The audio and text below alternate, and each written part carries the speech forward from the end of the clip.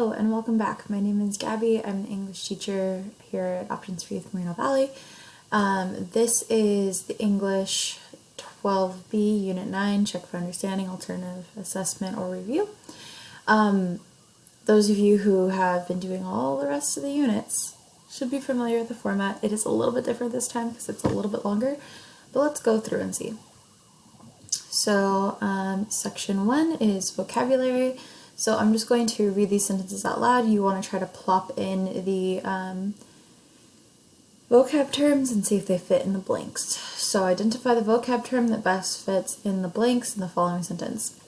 I watched completely blank and disgusted as my supervisor repeated his blank boastful anecdote of how he landed this position a decade ago through clever wordplay and with truth twisting to each of the new hired employees. So A, skeptical and upbraiding, B, keenly an enigma, C, appalled and incessant, D, garrulous and uncanny. Same thing with number 2. Dillard was a chatty blank coworker at the company. Despite receiving numerous blank from management about his extremely disruptive and unprofessional behavior, he continues to go around the office and engage in long, tedious monologues about government conspiracies and alien overlords. 1, garrulous and upbraidings, 2 are B, incessant and skeptical, C, appalled and enigmas, and D, uncanny and keenly. Section 2 is grammar. So which answer choice best combines the sentences to achieve sentence variety? Levi pitched the idea to hold a bake sale to raise funds for our club. I think a bake sale is a great way to raise money and awareness. We need to be mindful of the obstacle of getting food handling and sales permits from the city office. A, Levi pitched the idea to hold a bake sale to raise funds for our club, but I think a bake sale is a great way to raise money and awareness.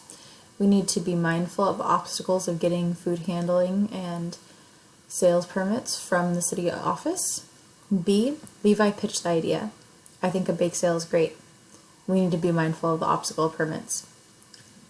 C, Levi pitched the idea to hold a bake sale to raise funds for our club. However, I think a bake sale is a great way to raise money and awareness.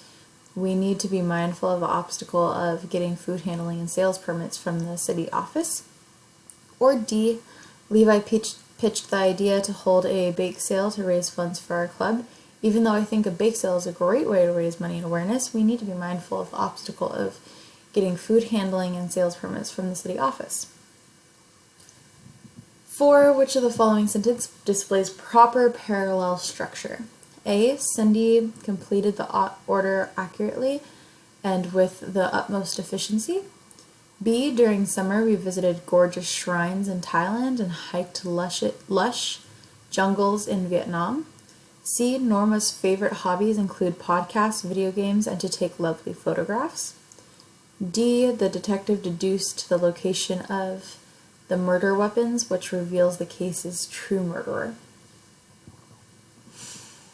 Section 3 is general concept review, so what you're going to be doing is matching the descriptions with their respective concept from this unit. So match the term with the definition, basically.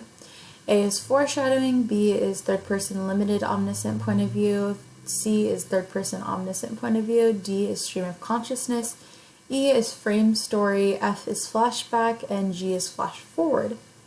So A is a subset story within a larger story, narrative, or movie told by the main or supporting character / speaker. 6, the reader views the story as almost an all-knowing God view, as he or she can see what each character is doing and what is going on in their mind. 7, when an author stops the current moment in a story to rewind back to a past experience, memory, or context, etc. 8, when the reader can see the other events that are happening but can only peer into a single character's mind. 9. Narration that resembles the fluid, random current of thoughts in an author's, speaker, and or character's mind. 10. Clues given to the reader to predict what might happen. For example, the boom of thunder and growing dark clouds could signal an ominous event coming up next, like a scary event coming up next. 11. When an author stops the current moment of a story to show a direct glimpse of what will happen in the future, i.e., so an example of this might be when a witch shows the death of a protagonist through a crystal ball. So that was the matching section. Section 3, you're going to read this New York Times article, Farm Workers Mostly Undocumented Become Essential During Pandemic, by Miriam Jordan, and then you're going to answer the questions that follow. Anybody who knows me knows I like to read the questions first. So 12, the chief cultural conflict is A, America's desire to rapidly move undocumented immigrants versus our industry need for undocumented laborers. B, the contrast between fresh fruit and vegetables on farms versus America's desire for fried, unhealthy fast foods.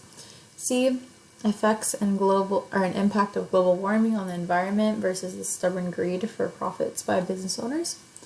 And D, the financial divide between laborers of a company and upper management and investors. 13, which literary device best relates to this cultural conflict? A, flashback. B, situational irony. V, verbal irony. Or D, epiphany. 14, what epiphany could we gain through this article? A, Americans should reconsider the type of daily dietary habits they have considering the health risks associated with obesity. B, Americans could vastly improve our carbon impact on the world by utilizing more green initiatives.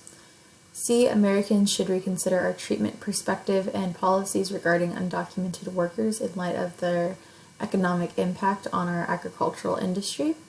Or D, Americans could be mindful in creating more equal balance between the economic state of workers versus the administrative sector. So let's read that article. Okay. Los Angeles. Like legions of immigrant farm workers, Nancy Silva for years has done the grueling work of picking fresh fruit from that Americans savor, all the while afraid that one day she could lose her livelihood because she is in the country illegally. But the widening coronavirus pandemic has brought an unusual kind of recognition. Her job as a field worker has been deemed by the federal government as essential to the country. Miss Silva, who has spent much of her life in the United States evading law enforcement, now carries a letter from her employer in her wallet declaring that the Department of Homeland Security considers her critical to the food chain supply. It's like suddenly they realized we were here contributing, said Miss Silva, a 43-year-old immigrant from Mexico who has been working in the Clementine Groves in South Bakersfield, California, not too far away. It is an open secret that the vast majority of people who harvest America's food are undocumented immigrants, mainly from Mexico. Many of them decades-long residents of the United States. Often the parents of American-born children, they have lived for years with the cloud of deportation hanging over their households. The essential work letters that many now carry are not a free pass from immigration authorities who could still deport Mrs. Silva and other undocumented field workers at any time. But local law enforcement authorities said the letters might give the immigrant workers a sense of security that they will not be arrested for violating the stay-at-home orders. If you have people who perceive that they may be stopped and questioned or deported because of their status under these circumstances, having a letter makes them feel comfortable, said Eric Bershaw, a captain with the sheriff's office in Ventura County, where thousands of farm workers labor in strawberry, lemon, and avocado operations. They can go to work, and their work is essential now.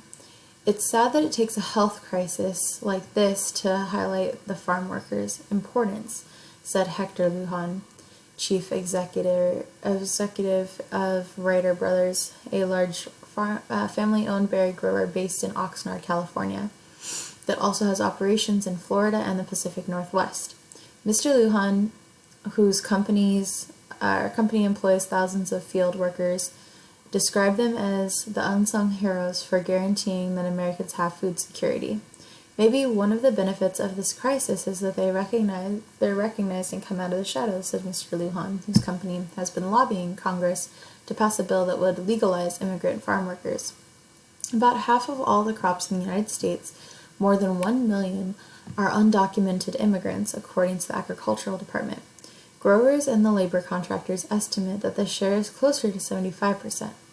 Strawberry operations in California, apple orchards in Michigan, and dairy farmers in New York and Idaho are wrestling with shrinking, aging workforce, a crackdown at the border, and the failure of Congress to agree on immigration overhaul that would provide a steady source of labor. A surge in deportations and the voluntary return of many Mexicans to their home country have aggravated the shortage. There we go. And then for section 3, you're going to read this excerpt from Thornton Wilder's The Long Christmas Dinner script, and then answer the questions below. So here are the questions. How does this excerpt compare to that of a more traditional plays? A. All of the characters reveal sinister qualities through conversations loaded with elevated language and innuendos. B. Each character takes on deep, focused debates on key social and political criticisms of their times. C. The dialogue and events in the plot seem irrational, random, and nonsensical in manner. Or D. The plot clearly builds to a major epiphany about a social political scandal with Genevieve. 16. Based on the quality described above, this excerpt an example of which of the following literary genres: theater of the absurd, fable, elegy, or tragicomedy. Okay, so let me read that one now. Lucia raises her eyebrows ruefully. No, dear, only time, only the passing of time can help in these things. Charles returns to his seat. Slight pause.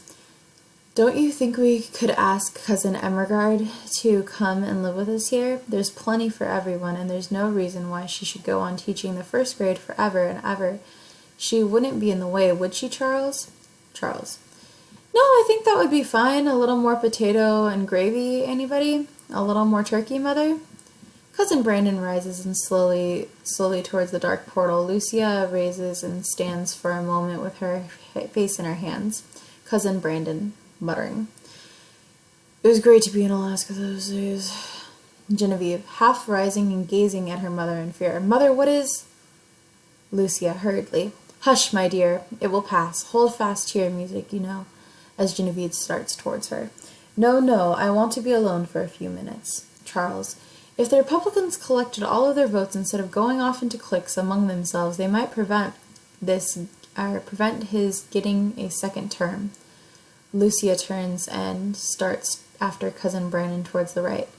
Genevieve, Charles, Mother doesn't tell us, but she hasn't been very well these days. Charles, come, Mother, we'll go to Florida for a few weeks. Genevieve rushes towards her mother. Exit Cousin Brandon right. Okay, so the next one I'm going to put into a separate video because I don't think I'm going to be able to read all of this out loud. So watch the second video if you still want additional help and me to read out loud these next parts too.